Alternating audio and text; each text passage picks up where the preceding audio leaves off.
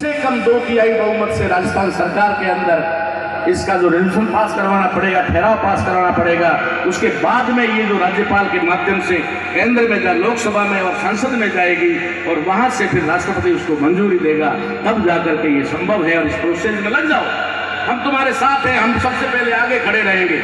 इस आंदोलन में अगर कहीं पर लड़ना भिड़ना पड़ा, गोली खानी पड़ी, तो हम सबसे आगे रहेंगे। लेकिन ये सिर्फ बातों से नहीं होने वाला। इसलिए शायद मुझसे लोग ये थोड़ा भिन्न भी रहते हैं कि क्या देते हैं, अरे कहना पड़ता है। ये दाढ़ी सफेद हुई है ना, ये कोई धूप में नहीं हुई है, ये आप लोगों के बीच में आ करके किया है।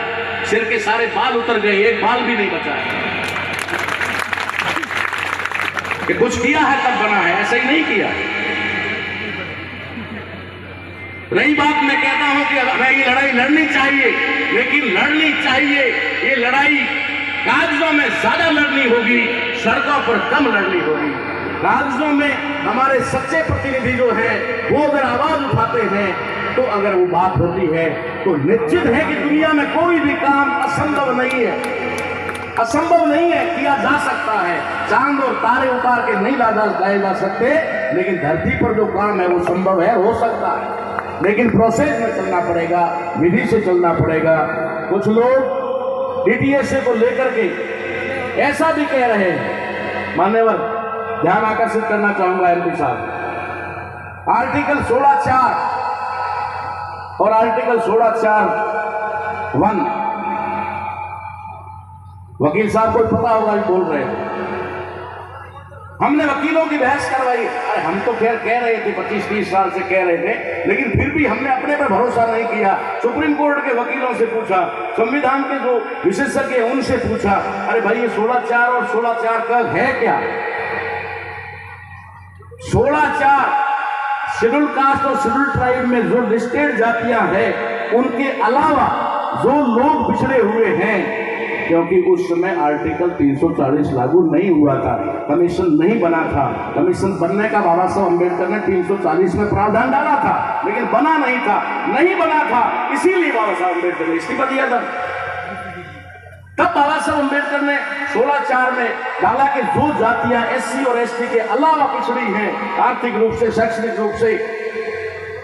शैक्षणिक और आर्थिक रूप से पिछड़ी है, उनको भी अवसर दिया जाए। राज्य सरकारें अवसर देने से वंचित नहीं करेगी, ये प्रावधान है। 16(4) क्लोज 1 जिसकी बात करते हैं, 16(4)(1) के अंदर क्या आता है? 16(4)(1) में एससी और एसटी के प्रमोशन का मामला, रिजर्वेशन इन प्रमोशन, पढ़ लो पहले, उसके बाद में बात करो। ऐसा हवाला देकर के क्यों गुमराह करने की कोशिश करो? सीधा सीधा कहो कि हमारे जितने भी पदाधिकारी हैं, चाहे सरपंच है, उससे लेकर के सारे लोग जजब हो जाओ और संविधान में संशोधन करवा करके हमारे लिए विशेषाधिकार की व्यवस्था करो। हो सकती है, कोई बड़ी बात नहीं है।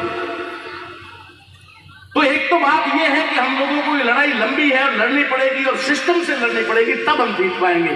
नहीं तो मैं पहले भी कहा, अब भी कह रहा हूं कि हमारी हो सकता है कि 1-2 पीढ़ी इसमें लग जाए।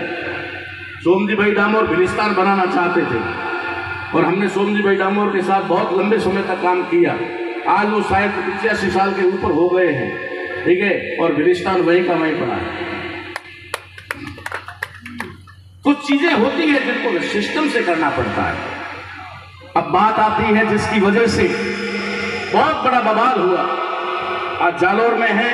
जालोर के लोगों का मामला नहीं, फिर भी मैं कहना चाहता हूं, राजकुमार जी रोज साहब को जब रामसर में स्वागत के लिए बुलाया गया और उनको बुलाया गया, तब लोगों ने कहा ताराराम को नहीं बुलाना। कुछ लोगों ने कहा, लोगों ने नहीं, कुछ लोगों ने। तो फिर कुछ लोगों ने कहा, तो लोगों ने पूछा लोगों ने पूछा क्यों नहीं बुलाना चाहिए?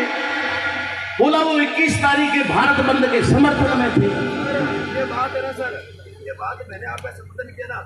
आज दादा को कोई नहीं जानते थे, मैं नक्शा वाला अमूल जी चौपाटी जानते थे, अब दादा के हाथ घूम रहे ना। अब ठीक, वो अपना अंदरूनी विषय हम बात करेंगे, अंदरूनी विषय हमारा मामला। मैं टेक्निकल पॉइंट में बात करना चाह रहा, मैं इसमें नहीं जा रहा, घरेलू झगड़े में नहीं जा रहा, मैं टेक्निकल पॉइंट में बात जा रहा हूं। उन्होंने स्पष्टीकरण दिया और कहा कि हम ताराराम जी को रामसर के कार्यक्रम में इसलिए नहीं बुला रहे हैं क्योंकि ताराराम जी ने सुप्रीम कोर्ट के फैसले का विरोध किया, करूंगा और करता रहूंगा। क्योंकि इस देश के अंदर 2500 सालों के बाद 2500 सालों के बाद किसी एक पुरखे ने हमें बांधने का काम किया, एकजुट करने का काम किया। अगर सुप्रीम कोर्ट तो क्या, चाहे इस देश की कोई बड़ी से बड़ी ताकत या अदालत भी अगर इसको तोड़ने का काम करेगी, ताराराम महना उसके अगेंस्ट खड़ा रहेगा, चाहे फांसी, गोली, जेल, कुछ भी। मैंने एक पोस्ट डाली थी, कुछ लोगों को थोड़ी अटपटी लगी, क्योंकि अगर कोई भी बुरा मत मानना, अगर यहां भी कोई है तो बुरा मत मानना। अगर किसी आदमी के अंदर कोई कमी होगी, या फिर सीधी भाषा में कहें, पहले माफी मांग लेता हूं, कोई हो तो बुरा मत मानना, कि अगर किसी को बैठी हुई सभा में ये कहा जाए कि एक काना, तो दो हाथ वाले को बुरा क्यों लगेगा? ठीक है ना, नहीं लगना चाहिए ना। तो जब हमने बात कही कि ये उपवर्गीकरण, ये हमारे समाज को तोड़ने का षड्यंत्र है, और कोई भी सुप्रीम कोर्ट का फैसला आरएसएस के बिना नहीं आता, ये भी आप लिख के ले लो। सारा काम, क्योंकि वहां पर आरएसएस के कैडर बैठे हुए हैं, सुप्रीम कोर्ट के अंदर जो बैठे हुए हैं सारे वो बैठे हुए हैं, वो फैसला दिलाते हैं, वो सुप्रीम कोर्ट से थप्पड़ मरवाते हैं आपको। सुप्रीम कोर्ट थप्पड़ मारता है, फिर मोदी जी जैसे लोग पार्लियामेंट वाले आते, नहीं नहीं नहीं नहीं नहीं नहीं मारेंगे, नहीं मारेंगे, नहीं मारेंगे। खेल को समझने की कोशिश करो, ये खेल कहां से चल रहा है। सुप्रीम कोर्ट कहता है उपवर्गीकरण होना चाहिए, और भारत की लोकसभा यानी भारत सरकार कहती है कि नहीं होगा, हमारे लोग खुश हो जाते हैं। अरे कर दिया, कर दिया। 21 तारीख को वाल्मीकि यानी भंगी मेघवालों के सामने खड़े थे, भील मीराओं के सामने खड़े थे, कर दिया। उनका खेल जो करना था वो तो कर दिया। आपके दिलों के अंदर जो नफरत पैदा करनी थी वो तो कर दी। अब कागजों में चाहे हो चाहे न हो, मोदी जी कह रहे नहीं, यथावत रहेगा। तुम्हारे अंदर जो नफरत पैदा कर दी वो भी हो गई, तो नफरत भी पैदा हो गई, मकाम भी हो गया, और कह भी दिया नहीं होगा। खेल को समझो, षड्यंत्रों को समझो। मेरी एक पोस्ट में कुछ लोगों को बुरा लगा था कि ताराराम जी ने कहा कि समाज कबूतर है, जो कबूतर होगा उसी को कबूतर कहूंगा। कबूतर कोई कबूतर कहा जाएगा। मैंने एक एग्जांपल दिया कि कबूतरों को चुग्गा तो दिख रहा है, लेकिन जाल नहीं दिख रहा, और चुग्गा डालने वाला चुग्गा कोई देने के लिए नहीं डालता। शिकारी जब चुग्गा डालता है ना तो जाल पहले बिछाता है। तो हमारे दुश्मन ने जाल बिछाया, जाल बिछा करके फिर चुग्गा डाला, और हम लोग कह गए नहीं अब हमें मिलेंगे। अच्छी बात है, मिलना चाहिए। फिर एक नारा और छोड़ दो, एक नारा और छोड़ दो, जय जोहर का नारा है, भारत देश हमारा है। इसमें थोड़ा परिवर्तन कर लो। क्या परिवर्तन करना होगा आपको? परिवर्तन करना होगा, जय जोहर का नारा है, जोधपुर पाली संभाग हमारा है। कर दो, मंजूर है तो करो। बात देश के हुक्मरान होने की करते हो, फक्र महसूस करते हो कि हम देश के मालिक हैं।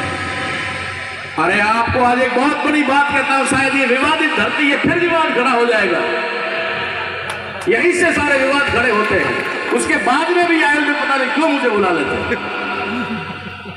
मैं कहता हूं आज भारत के अंदर रहने वाले डीएनए के आधार पर विदेशी यूरोप जो यहूदी हैं, उनके अलावा सेम डीएनए की जितनी भी कास्ट जातियां हैं वो पूर्व में कभी न कभी भील थी। बाल काटा नाई बन गया, कपड़ा काटा दर्जी बन गया, लोहे का काम किया लोहार बन गया, लकड़ी का काम किया सुथार बन गया। उससे कोई बदल नहीं गया, काम बदला है, डीएनए नहीं बदला। डीएनए नहीं बदला, काम बदला है। हमारा डीएनए सबका एक है। यहां पर हमारे बाड़मेर जालोर के अंदर 56 कौम है। उन 56 कौम का और पूरे भारत की 6743 जातियों का डीएनए एक है, खून एक है। मैं चैलेंज करता हूं, हर बार लोगों को चैलेंज करता हूं, आ जाओ डीएनए टेस्ट करवा लेते, कोई आता ही नहीं। अभी राजकुमार जी ने भी